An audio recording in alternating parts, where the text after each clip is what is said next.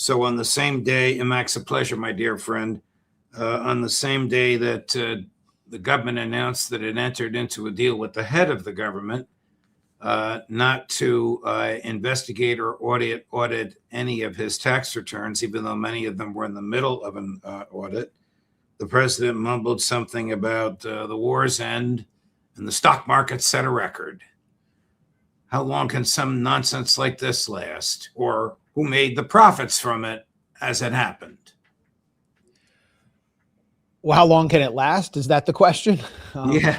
I think we got another 3 years of this, and the race in Kentucky, Trump is looking at that as kind of a mandate to continue this kind of behavior and do everything he can to insulate his family mafia and his cronies from accountability after this reign of unprecedented corruption ends. I mean, it's gotten so bad that Hunter Biden is actually on a kind of de facto national speaking tour launched on the Candace Owens show. Because at this moment, he looks, compared to Donald Trump Jr., he looks like Ralph Nader. He looks like Well, there's no question but that the American consumer is paying for Trump's war. Now, I pay $5.25 a gallon for gas in Northwest New Jersey. It's probably worse in D.C. Yeah. Yeah, it's the Israel First price hike by the National Security Council's director of the Iran desk, Nate Swanson. What did Trump do? He fired Nate Swanson on orders from Laura Loomer, who 3 days ago was justifying a mass shooting at a mosque in San Diego and maintains close access to Donald Trump. So here we are with the economy spiraling. Gas is over $6 a gallon here in the DC area, premium gas at least. I think one of the worst things for the economy is that everyone was expecting rates to go down, interest rates. They're not just going to stay the same. They're probably going to go up in July because of the crisis in bonds.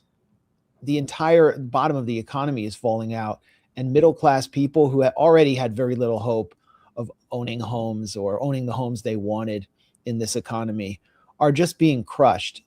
You're also looking at $200 billion in lost economic output. The failure to cut rates could cost the economy $200 billion. So the real cost of the war, the Trump administration's estimated it at $25 billion. It could go up to $1 trillion if you look at the real cost of the war. Also, food production. This is already a crisis in Asia, but the lack of fertilizer, motor oil is now being panic bought by do-it-yourself oil changers. And AutoZone has actually put out a memo warning that they will face a 40 to 50% shortage in lubricant. Now, I understand that Jared Kushner, Steve Witkoff, and Mark Dubowitz over at the Foundation for the Defense of Democracy have probably never done an oil change on their luxury cars, so they might not be able to sympathize with this. But this is enormous for the American consumer, and it's really the working class American consumer who's feeling the pain. And what they need to understand is that they are hurting because of Trump's Zionist war. And Donald Trump, again today, I'm sure Chris has this clip, declared that he's 99% with Israel and with Netanyahu, and that he might run for prime minister in Israel when he's done being president of the United States. He's just flaunting it. He's rubbing it in our faces. Well, he claimed on Tuesday that he canceled war plans for Wednesday today because the heads of Gulf states asked him to. None of those heads publicly admitted communicating with Trump in the past week, and 3 of them have actually denied that they made these requests. Is he contemplating these attacks, or is this just his personality and his way of negotiating? He's absolutely contemplating an attack. And if he's not contemplating it, Israel is planning it, which would necessarily drag Trump in, given the amount of control and leverage they have over him. Israel is likely to escalate in Lebanon very soon in order to generate this kind of escalation in Iran. Israel can't do without a war. Netanyahu himself personally can't do without a war in Iran. And Donald Trump is likely to do it as well because he can't accept failure. He can't find an off-ramp. However, militarily, there are no objectives that he can achieve. It's practically impossible for him to open up the Strait of Hormuz. Consider what the chairman of the Joint Chiefs, Pentagon Joint Chiefs, Dan Kane, said in testimony when questioned by Senator Richard Durbin of Illinois, asking him, why can't you open the Strait of Hormuz with this massive $1 trillion military against a country that spends a fraction of its budget on its military? And Dan Kane said, well, there are many small boats that could possibly harass our Navy and our boats, acknowledging that they have lost, the U.S. military has failed, and that Donald Trump, when he says Iran's Navy has been destroyed, is lying. The IRGC stated today on social media that it hit a nuclear bunker in the Israeli city of Arad, which is actually the company town for people who work in Dimona at the secret nuclear facility. And they produced an image to illustrate their point. They also stated that they have upgraded their ballistic missiles several generations in the interregnum between the last round of conflict and the inevitable next one. These ballistic missiles will flood the airspace of Gulf states, especially the UAE. If Donald Trump attacks Iran, they will destroy desalination plants. They will destroy oil infrastructure. They will destroy the Fujairah port of the UAE, which had previously been a safe haven. And those countries will fall into existential crisis and doom, and possibly those monarchies will cease to exist. And so this is what Trump is citing as his reason for pulling back. But Trump could also be lying and using this as a kind of a ruse. So it could come any day. Wow. What is your take on the defeat of Congressman Thomas Massie and the influence of the Zionist lobby in that Republican primary in Kentucky? Well, I probably have too much to say on it for this, the short period of time we have, and there isn't much to say that won't overlap with what your other guests will say in this country the past several years will say, which is that Israel essentially rigged a Republican primary. And now, pro-Israel corporate talking heads like Jake Tapper are trying to claim that actually it was just due to Trump's popularity that Massie was run out. But who was he run out by? He was run out by essentially a warm body. I don't even know if it's a warm body. I would call it an Israeli zombie candidate, Ed Galrein, who claims to be a former member of Navy SEAL Team 6, was probably an analyst. He's covered up most of his record. It's shrouded in secrecy. He constantly declares that he was on secret missions in places that he can't mention. He doesn't engage with the press, did not speak to the press or answer any questions after introducing Pete Hegseth, the self-styled Secretary of War, who he falsely described as an Army Ranger, a bunch of guys inflating their military backgrounds and engaging in stolen valor. But it doesn't really matter. They could have run a potato with the amount of money that was being pumped into that fairly small rural district. We're talking about $35 million, making it the most expensive congressional race in history. The cost per vote, what is it? My math might be hazy, but there were about 100,000 votes. Over 10,000 of the votes for Ed Galrein were mail-in ballots. Ed Galrein received something like 375% more of the vote than Thomas Massie's last challengers in 2024. Very unusual. Very unusual. Was Thomas Massie 2020'd? I mean, that's what a lot of America Firsters are asking right now. But the real truth is this was simply a rigged race because the money came in mostly through Miriam Adelson and Paul Singer, the two biggest donors, who donate solely on the basis of Israel. This whole race was a referendum on Israel, as Haaretz declared. And unlike in the two other most expensive races in congressional history, which were also funded by Israel's unregistered cutouts. This was not done in a stealthy way. The defeat of Jamal Bowman, which cost about 10 million, and the defeat of Cori Bush, which cost about 9 or 10 million, was all done through a stealth pack. The ads that attacked them had nothing to do with Israel. The hand of Israel was concealed, even as these same Republican-oriented Likudnik donors were donating through those super PACs to rig a Democratic race. In this case, the Republican Jewish Coalition, which is totally funded by Miriam Adelson and her Bernard Marcus and other Israel First billionaires, they didn't even hide it. They said, the RJC's spokesman said, we are going to win this race. He's not even talking about the Republican Party. He's talking about Israel.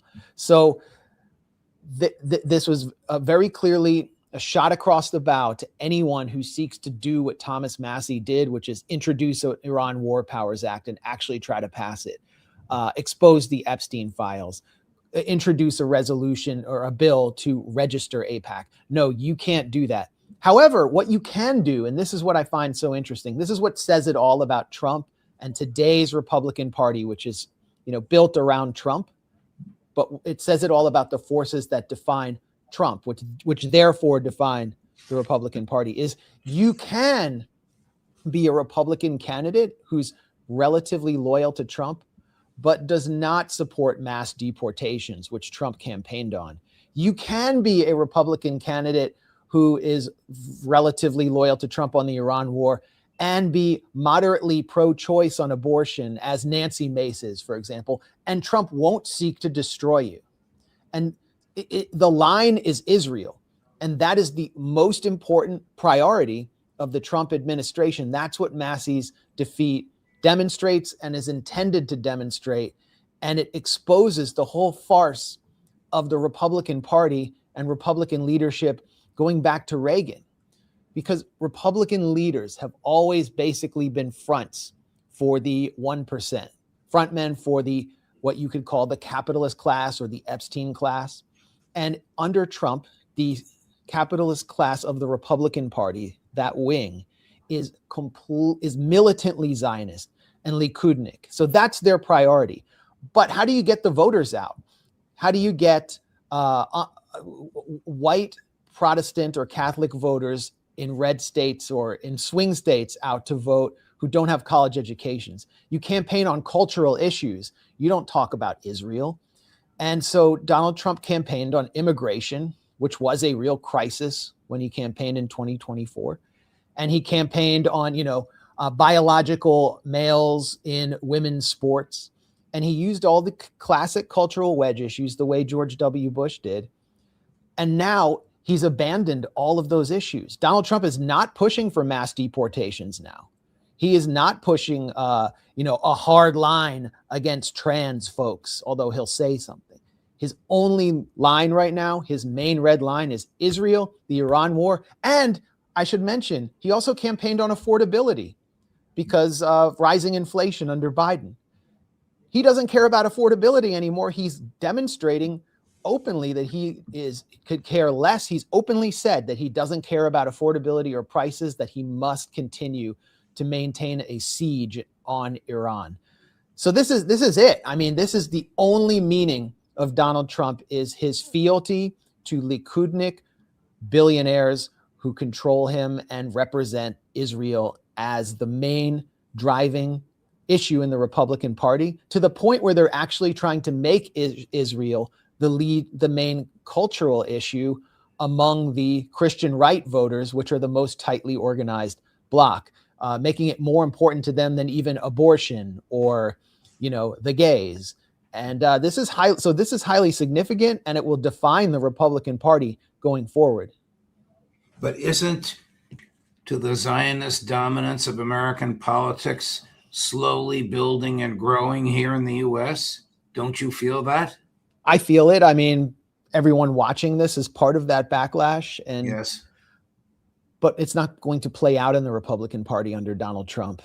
And Thomas Massie, Marjorie Taylor Greene, they were representatives of the backlash. Massie has always kind of understood. He's always been opposed to like $4 billion in aid to Israel, but he became more outspoken following the Gaza genocide in a way I hadn't seen before. And Marjorie Taylor Greene had a complete conversion on this issue, and they were destroyed. So the real arena of contestation on this issue going forward for the next 3-4 years will be the Democratic Party. And we will see the Democrats in a much more insidious fashion seek to crush those who want to represent the heart and soul of the Democratic Party's constituency, which opposes sending weapons to Israel at rates close to like 90%. There is no pro-Israel grassroots constituency in the Democratic Party. And it will be, again, I think, another illustration of oligarchy and the undemocratic nature of the duopoly when we see those voices and figures get crushed leading up to the Democratic primary and convention once again. Before we came on air, the Justice Department announced the indictment of former Cuban President Raul Castro for ordering the shooting down of 1 or 2 planes that had taken off from the United States towards Cuba. I'm sure you can enlighten us on all this. It's a ceremony. It's not a traditional press conference where the Department of Justice appears with grim functionaries announcing to the typical press who cover the DOJ in Washington at their building over on Pennsylvania Ave. This was in Miami. It was before a collection of the Miami Mafia's henchmen who have been involved in regime change and terrorist activity against Cuba for decades. There were cheers when the indictment of Raul Castro was read. And I think it's important for us to understand the history here, to understand how the Department of Justice is really flipping not just history, but morality and international law on its head in order to indict Castro, who was the defense minister at the time of this 1996 incident. Brothers to the Rescue was part of this wider mafia of groups that had engaged in CIA-backed terrorism against Cuba over the decades, especially spanning back to the 70s, actually the 1960s. And they would fly over Cuba in order to provoke the Cuban military, and they would drop leaflets calling for regime change, urging people to violently rebel against the government. And tensions were high in 1996, so high that a email from the Clinton administration that I have in front of me contained basically a prediction of what would happen if Brothers to the Rescue was allowed by the FAA to fly over Cuba. We've received information. This is January 22nd, 1996. We've received information from State Department that another unauthorized flight is going to happen in the morning. The plane, according to State, did not overfly Havana, nor did it drop propaganda. In light of last week's intrusion, this latest overflight can only be seen as further taunting of the Cuban government. Several Clinton administration officials protested with Brothers to the Rescue. Richard Nucio, who was the leading the point man on Cuba and Cuba negotiations at the White House, actually went straight to the FAA and to the Transportation Department to demand that they block Brothers to the Rescue from flying over Cuba because Cuba would retaliate. The Cuban government had protested with the United States, demanding that they stop these flights. They were violating Cuban airspace. Remember what happened in the U.S. when supposed Chinese balloons were flying over the U.S.? They were shot down by F-22s and turned out to be hobby balloons. No country would allow this to take place. But the bigger issue here is this Cuban mafia that I explained. Brothers to the Rescue was not part of some peaceful network. Their godfather was someone named Jorge Mascanosa, who was a CIA operative who headed the Cuban American National Fund, which was sort of the main nexus of all of these regime change operators in Miami. And Jorge Mascanosa was very close to someone named Luis Posada Carriles, who was also a CIA operative, and Orlando Bosch. And those two figures, with Mascanosa's blessing and under CIA direction, bombed a Cuban airliner, Cubana Flight 455 in 1976, killing 73 passengers. This was part of a wave of bombings going over that had been happening for years against Cuban shipping, Cuban hotels. Cubans were shot on beaches in order to prevent tourism from the U.S. to Cuba by this very network. And so the culmination of this conflict was the shoot down of these flights. But the Cuban government understood that these flights were part of a wider effort that had been historically backed by the CIA to actually violently topple their government, and no government would have tolerated this. So Raul Castro is being indicted for defending his country against CIA-backed terrorists, and his indictment will now open the possibility of another special forces invasion of Cuba and his kidnapping at the age of 95, which would be disgusting and horrendous, and would bring it would not lead to the negotiation that I think anyone that I think would be a proper solution for Cubans who are suffering under a U.S. oil blockade. And just one last kind of point. Relax your voice for a minute. How old he is? He's 95, and they indicted him for something that happened 30 years ago? Yeah, I mean, it might even be difficult to physically transport him, but the scenes be pathetic and upsetting. Marco Rubio announced a plan to essentially do regime change in Cuba today. And that plan is being heavily influenced and directed by someone named Jorge Mas Santos, who is the son of Jorge Mas Canosa, the CIA-backed terror don in Miami. He is the billionaire owner of the football club Miami Inter, and he is at the heart of the Trump administration's plan to take over Cuba and privatize as much as possible. I think there does need to be a deal. There does need to be a negotiation. Cuban people are suffering so much right now. We sent a reporter at the Gray Zone all across Cuba to experience what Cubans are experiencing, their excess deaths. You're seeing depopulation in towns. People have to go to black markets to get antibiotics because of the siege. And there's simply no energy. There's no lights. So there has to be a solution, but the Trump administration's solution is so maximalist that, and they're now basically putting a gun to the head of the most historic figure of Cuba's revolution, that it makes a real negotiation and a real deal impossible. I can only see harm coming out of this.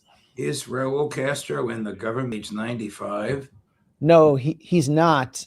And, you know, I know that the government and the Trump administration keeps saying they're just too foolish and corrupt to make a deal. But for many months, especially Marco Rubio, who comes out of this, who represents the more extreme wings of the Miami Gusano class, he has rejected any form of negotiations with Cuba. And now he's basically given Cuba an ultimatum: accept $100 million in donations through a delivery mechanism that we choose, which will allow us to install a parallel government on your island, or face more death and misery. And again, I just don't see how any sovereign, self-respecting government can accept that. The best thing to do, by the way, do American taxpayers want to spend $100 million to send to Cuba? Why not just lift the embargo and we spend nothing and just allow business? The government doesn't care about tax. The president is in the process of taking $1.8 billion from the Justice Department to give it away to his political allies from January 6th. And to his family. I mean, it's just a slush fund to protect a criminal mafia. That's all it is. While Marco Rubio declares that Cuba is actually the criminal mafia. I mean, the levels of projection are staggering. Yes. Max, thank you very much. I know we covered the full gamut, and I appreciate your advice and counsel and analysis, as I always do. And I know the audience does as well, which is huge right now. All the best to you, Max. Thank you, my friend. And my best to your family.